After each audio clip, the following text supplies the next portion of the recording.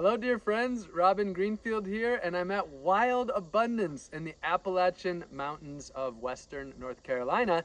And this is the tiny house or the shelter that I've been staying in for the summer, and I want to give you a tour, so come on inside with me. As you can see, this is open to the elements. I have raccoons in here and mice coming in, and I think I've even had a bear come inside while I was gone. So I hesitate to call it a tiny house. It's more of a shelter because of the open elements. But I love waking up here and just looking out and seeing all my plant relatives. And I love also going to bed and seeing the sun setting into the trees. I do have to watch out for my food though, so it doesn't get eaten by the critters. I have food hanging up here in these baskets.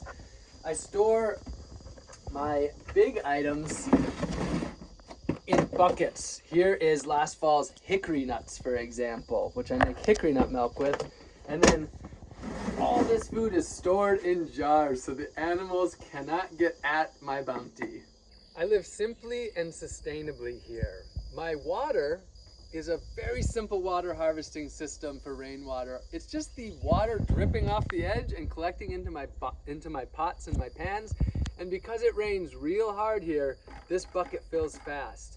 I want to show you that sustainable living doesn't have to be high tech, doesn't have to be expensive. And even if things are supposedly illegal in some places, for me, it's all about following earth code rather than city code. And I'm gonna harvest rainwater wherever I am.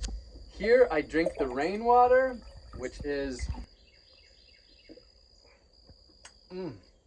exquisite, as well as I fill up my bottles at the spring, which is about a 5-minute walk away.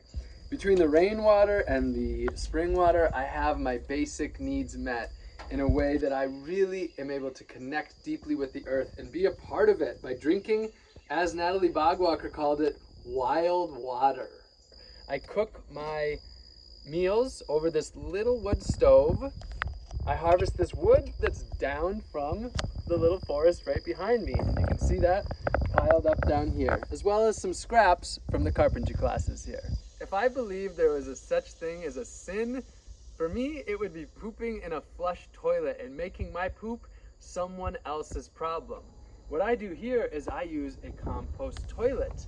And this is a closed loop compost toilet system because I don't go to the store for my toilet paper. I actually grow my own. This is Plecranthus barbatus, or the blue spur flower, and this here is mullein. And the leaves are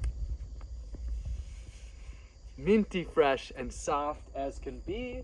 And after I go number 2, I use these leaves, which are nature's Charmin of the garden, and they return to the earth, and this compost can actually be used to grow food.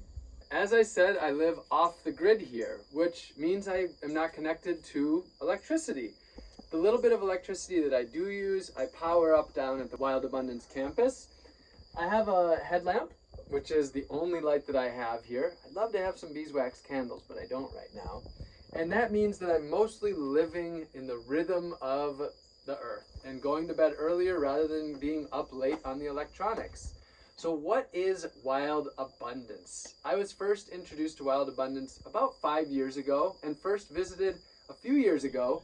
I lived here 2 summers ago and this summer here in this little structure. If you're excited about the idea of building something like this where you are, or a much more advanced tiny house, you can do that through their tiny house classes, which are both in person right here and online. They have basic carpentry, women's carpentry, and women's rewilding. So the opportunities are really here to have incredible knowledge, access to excellent teachers and instructors, whether you come here to Western North Carolina in person or online.